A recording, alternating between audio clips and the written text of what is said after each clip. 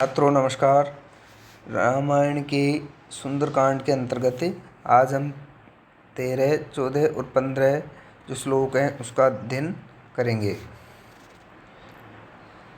पुष्परत्न सतेश्चित्रं पंचमं सागरं यथा सर्वतु पुष्पैर्निचितं पादपैर्मधुगन्धिभिः नानानिनादैरुद्यानं रम्यं मृगगणद्विजैः अनेकगन्धप्रवहं पुण्यगन्धं मनोहरं शैलेन्द्रमिव गन्धाढ्यं द्वितीयं गन्धमादनम् अशोकवनिकायां तु तस्यां वानरपुंगवः। इन श्लोकों का जो पदच्छेद है वो इस प्रकार है। पुष्परत्न सतहि चित्रं पंचमं सागरं यथा सर्व ऋतु पुष्पैर्निचितं पादपैः मधुगन्धिभिः नानानिनादैः उद्यानं रम्यं मृगगणद्विजैः अनेकगन्धप्रवहं पुण्यगन्धं मनोहरं शैलेन्द्रम् इव गन्धाढ्यं द्वितीयं गन्धमादनम् अशोकवनिकायां तु तस्यां वानरपुंगवः। अब इन श्लोकों का जो शब्दार्थ है वो शब्दार्थ देखेंगे हम। एक एक शब्द का क्या क्या अर्थ है। पुष्परत्न सतई, सैकड़ों प्रकार के पुष्पमय रत्नों से। चित्रम माने विभिन्न प्रकार की शोभा वाले। पंचमम सागरम, पांचवें सागर के यथा समान। सर्व ऋतु, सभी 6 प्रकार की ऋतुओं में। पुष्पै, खिलने वाले पुष्पों से, खिलने वाले पुष्पों से। अत्यंत मनोहर, निचितम माने भरा पूरा। पादपे ही, पेड़ पौधों से। मधुगंधी भी, मनोहर सुगंध से युक्त। नाना निनादे, अनेक प्रकार के कलरव करने वाले।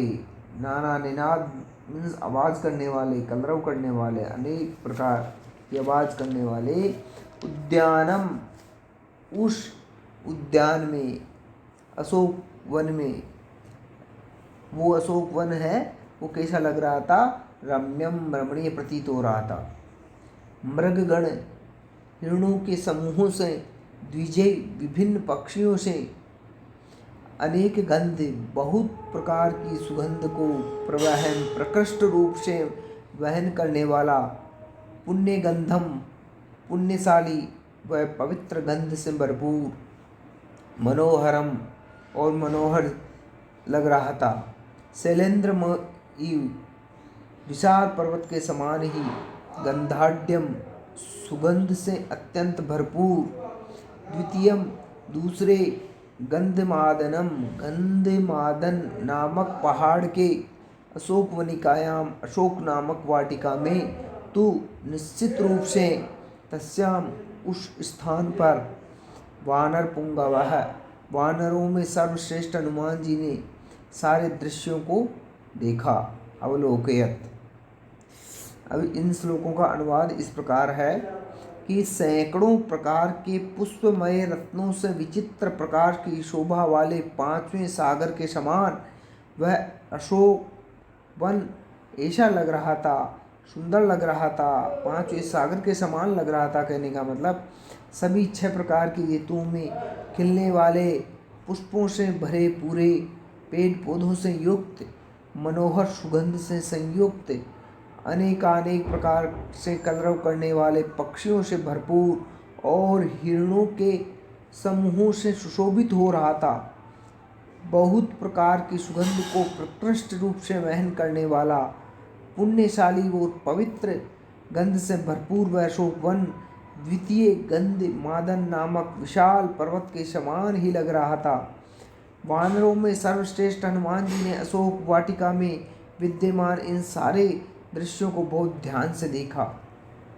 अब जो व्याख्या है इन श्लोकों की वो इस प्रकार है कि उपर्युक्त श्लोकों में भी महर्षि वाल्मीकि जो है वो पूर्ववर्ती प्रसंग को आगे बढ़ाते हुए अशोक वाटिका का ही वर्णन कर रहे हैं। और सैकड़ों प्रकार के रत्न समुद्र के अंदर विद्यमान होते हैं, इसलिए उसे रत्नाकर कहा जाता है।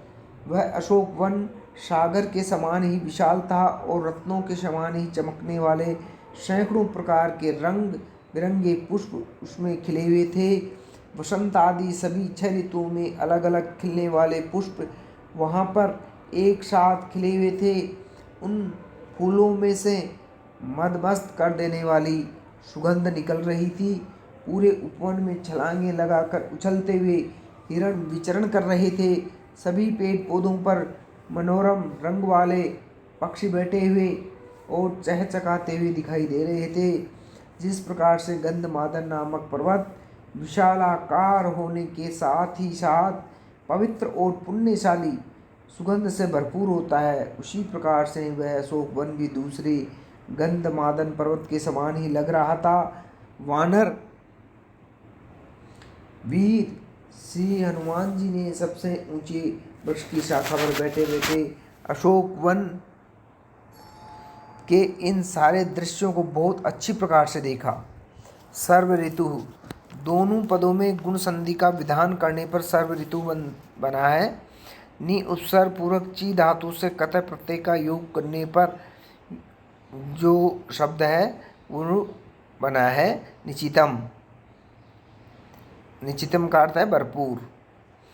पादे पिबंती इति पादपाहते पादपे, अर्थात जो अपने पैरों से जड़ों से पानी को पीता है वे पादप कहलाते हैं। पादपे तृतीया का बहुवचन का रूप है ये। रमु धातु से विशेषण वाचक शब्द रम्यम बनता है जो सुंदरता का द्योतक है। मृगगण द्विजयी पद में अंतिम शब्द का तात्पर्य पक्षियों से है। द्वाभ्याम जायते इति द्विज है, जो 2 बार जन्म होता है जिसका वह द्विज कहलाता है। मनुष्यों में उपनयन संस्कार संपन्न को शारीरिक के पश्चात बौद्धिक रूप से दूसरा जन्म लेने के कारण द्विज कहते हैं, जबकि पक्षी एक बार अंडे के रूप में और दूसरी बार अंडे से बाहर चूजे के रूप में जन्म लेने के कारण द्विज कहलाते हैं।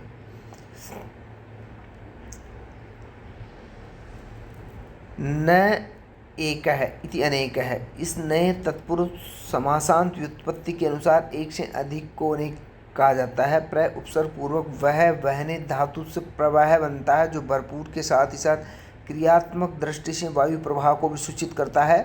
मन हरन्ति इति मनोहर है, तम इति व्युत्पत्ति के अनुसार जो अपनी किसी न किसी विशेषता के कारण सामने वाले के मन का हरण कर ले वह मनोहर कहा जाता है। शैलानाम शैलेषु व इंद्र इति शैलेन्द्र, इस षष्ठ्यंत और सप्तम्यंत में से निर्धारण करने के कारण यतस्य निर्धारणम सूत्र प्रवृत्त होता है। गंधेन आड्यम इति गंधाड्यम, गंध से भरपूर होता है। आबंत स्त्रीलिंग वनिका शब्द की सप्तमी विभक्ति की एक वचन की विवक्षा में वनिका पद सिद्ध होता है।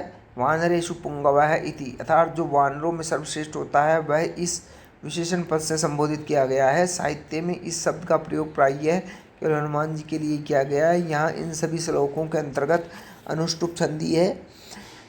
आज के लिए इतना ही। थैंक यू, धन्यवाद।